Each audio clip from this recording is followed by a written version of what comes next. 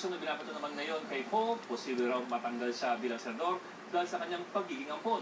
Maaksyon si Marlene Alcaide. Humingi na paumanhin si una interim President Toby Chanco kay Senadora Grace Poe. Nagkalamat ang relasyon ng pamilya Binay at ng Senadora dahil sa kanyang pag-uungkat sa residency eligibility ng Senadora. Tinanggap ni Poe ang paumanhin na opisyal at nagpasalamat pa na inilabas ni Chanco ang issue.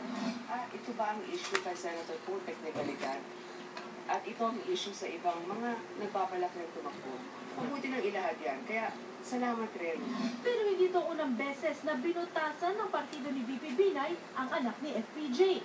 Nitong Martes, sinabi ni una Interim Secretary General J.B. Bautista na hindi raw maituturing na Pilipino si Poe. Hindi raw masipumalma ang Pilipinas sa UN Convention on the Reduction of Statelessness, kung saan pinapayagan ang abandonadong bata na maging mamamayan ng bansa kung saan siya natagpuan. Ang agreement ang isa kasi sa sinasabi ni Poe na pwedeng lusot sa kanyang sitwasyon. Pero ayon kay Bautista, kung hindi raw tayo pumirma sa agreement, paano magiging Pilipino si Poe? Kung tutuusin, pwede raw magreklamo ang sino man sa Senate Electoral Tribunal laban sa Senadora. Kung desisyonan ng tribunal na hindi nga Pilipino si Poe, maaari siyang mapatalsik sa Senado. Pero iba naman ang paniniwala ng election lawyer na si Howard Telleja. The citizenship or the nationality, the right or the privilege of a national board should be given to her credit and not to her discredit. Because she should not be held, hindi naman niya kasalanan, why would she suffer for it?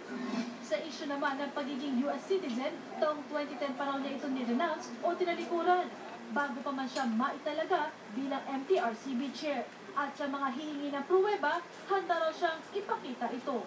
Umaaksyon, Marlene Alcaide, News 5. Bibiro ang proseso sa pag-ampon ng isang foundling. Una, kailangan may foundling certificate ang bata.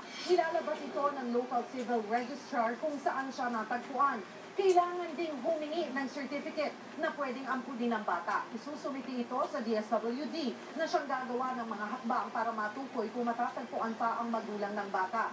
Kabilang na dyan ang paglakhala sa mga pahayagan. Kung walang mag-claim sa bata, iaakyat ang petisyon sa pag-ampon sa korte. At oras na maaprubahan, aamyendahan ng civil registrar ang papeles ng bata. Maglalabas ng birth certificate. Mababaliwala ang founding certificate, pero itatago pa rin ito sakaling ibalik ang bata. Sa barako ng DSWD, mula 2010 hanggang 2014, 60 founding ang natagpuan ang kanilang magulang. 169 naman ang tuluyang inabandona, habang 36 ang natagpuan ang magulang pero ipinaampun din kalaunan.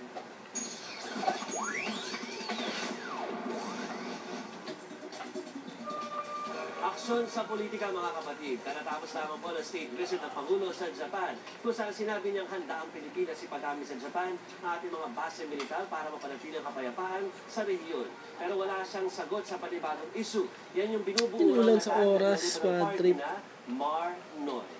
Ngunit ito, ilang araw matapos sabihin ni Pinoy na may mga tumutulak sa kanyang tumakbo para sa ibang posisyon. Ayon sa ating sources, lumutang ang ideya na walang balak si Secretary Marroja sa tumakbo ulit bilang VP. Kung katandem raw si Pinoy, baka mapalakas pa ang mahinang ratings ng kanili. Pero hindi na ito ang nilulutong tandem. Lalan din po ang palitpwestong tambalan ng Binay Estrada na nakalaban ang Pino Rojas noong 2010 elections. Mismo si VP Binay ay nagpalutan ng ideyang ito. Yun ang tawag ko na best. Pag-aamin po ni Binay, hindi pa rin na ito na pag-uusap.